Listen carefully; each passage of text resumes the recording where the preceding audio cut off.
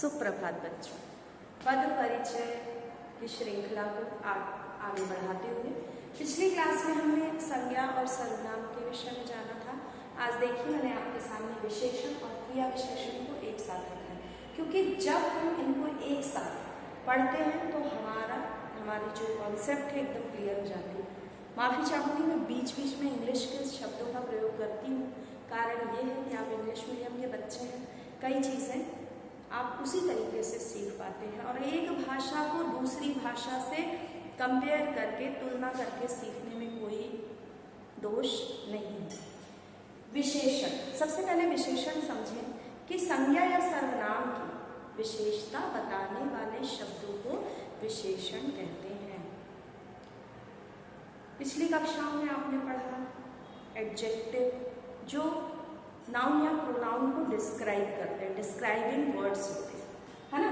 तो हिंदी में अगर हम देखें तो विशेषण 4 प्रकार के हैं: गुणवाचक, परिमाणवाचक, संख्यावाचक और सार्वनामिक। इनको इनके शब्दों से सीखेंगे। अच्छा, एक बात मैं ये बता दूं कि जो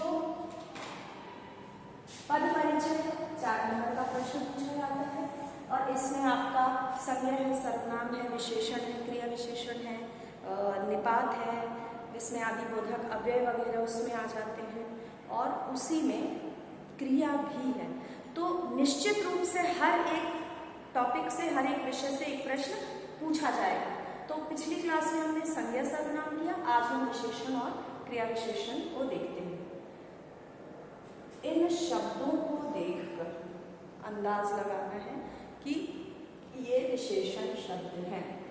गुणवाचक पहला डेक्लेरेटिव, किसी इंसान के बारे में गुण दोष की जो विवेचना करे, गुण दोषों के बारे में जो बताए कि वह बहुत दयालु है, राम उदार थे, वह अच्छा है, स्वस्थ है, कमजोर है, नमकीन खट्टा है, मीठा है, या ये शहरी है। किसी के लिए मैंने बताया कि ये शहरी है या ये देहाती हैं, तो उस व्यक्ति को डिस्क्राइब कर रहे हैं, उस व्यक्ति के बारे में बता रहे हैं, इसलिए ये है गुणवाचक विशेषण। इन शब्दों को याद रखें। जब परीक्षा में प्रश्न पत्र में कोई प्रश्न दिया गया है और जो हमेशा प्रश्न कैसा पूछा जाता है पद परिचय में कि रेखांकित पद का परिचय दीजिए।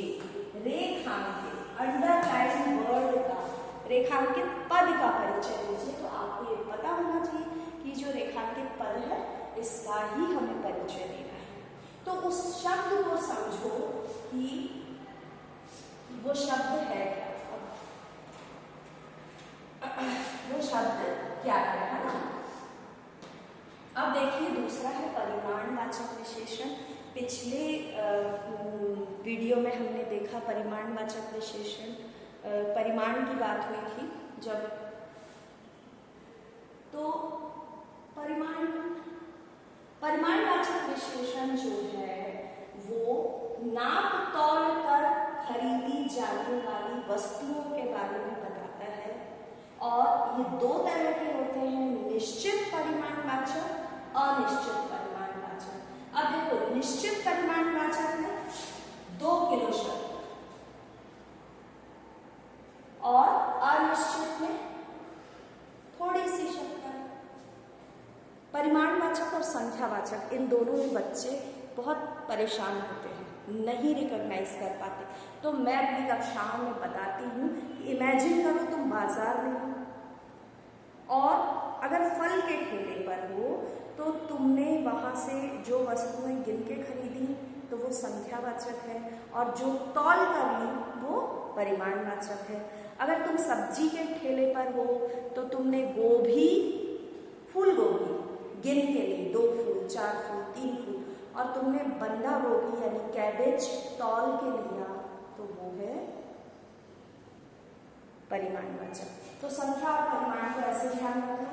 संख्यावाचक फिर से अगला जो है संख्यावाचक, इनके शब्द याद रखना। 2 किलो, 3 किलो, 4, 5, जहां पर भी नंबर आएगा निश्चित संख्यावाचक है वो विशेषण, और जहां पर थोड़ा सा चाय में चीनी ज्यादा है तो अगर ज्यादा शब्द आया तो क्या ज्यादा है, क्या ज्यादा है प्रश्न करो तो अच्छा चीनी, ओ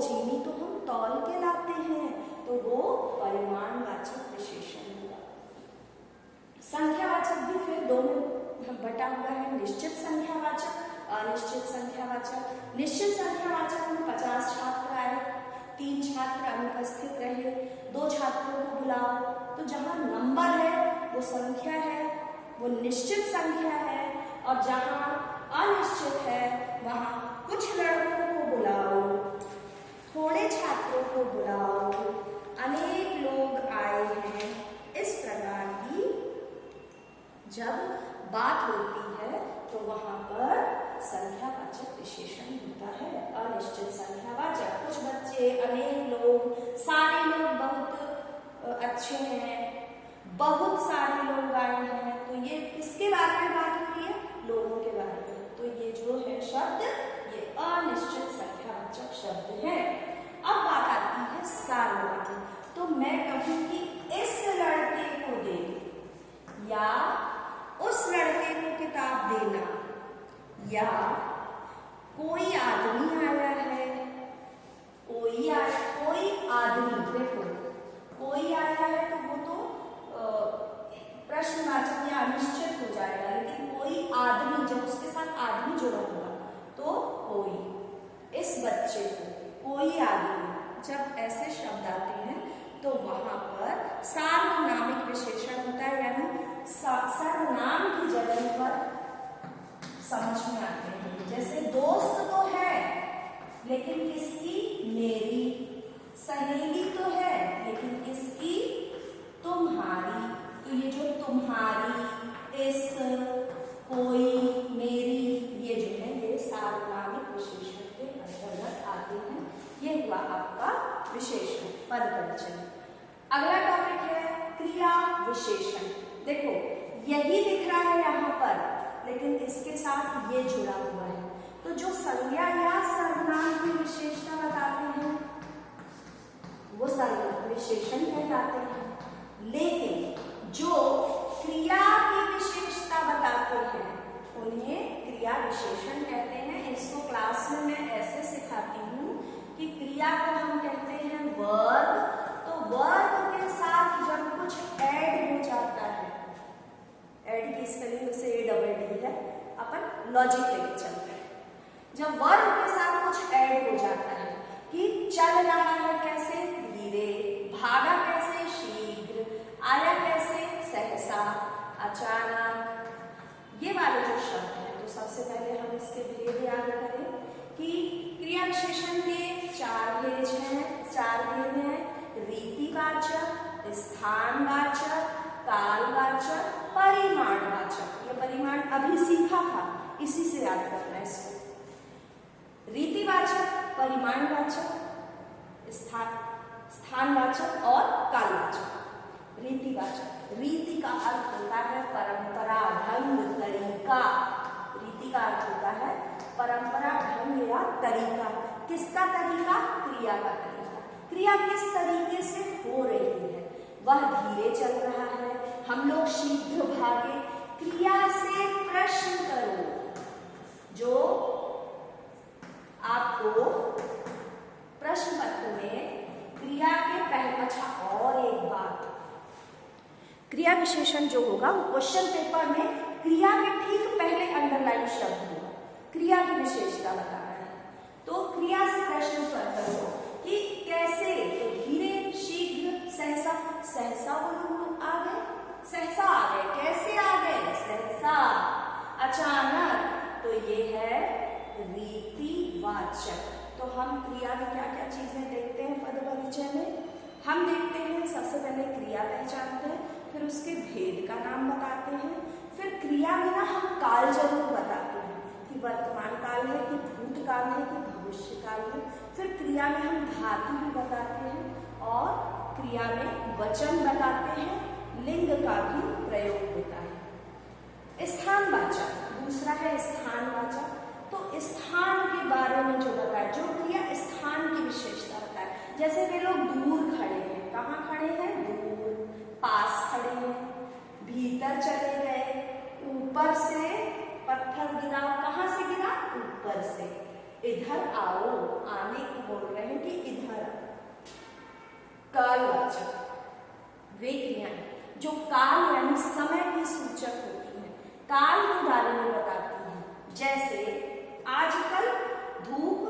निकल रही है या आजकल गर्मी बढ़ गई है। सुबह शाम जो शब्द है ये भी कालवाचक विशेषण है। सुबह आया था, शाम को चले जाना। रोज आया करो, प्रतिदिन अखबार पढ़ा करो। ये जो शब्द हैं ये कालवाचक विशेषण है। अगला है परिमाणवाचक। परिमाणवाचक अभी हमने देखा कि नाप तौल या मात्रा से संबंधित होते हैं। ये क्वांटिटी को बताते हैं। जैसे कम बोला करो, अधिक मत बोलो, ज्यादा मत बोलो, थोड़ा सा खा लो, खूब सारा खा लो। यानी जब क्रिया मात्रा या परिमाण के बारे में बताती है तो वहां पर परिमाणवाचक विशेषण होता है। ये मैंने इन दोनों के बीच के अंतर बता दिए। अब आपका काम है आप अपनी व्याकरण पुस्तक खोलें और इनके सारे उदाहरण 5-5 बार पढ़ें, तब ये मेरी मेहनत सफल है। धन्यवाद, फिर मिलेंगे।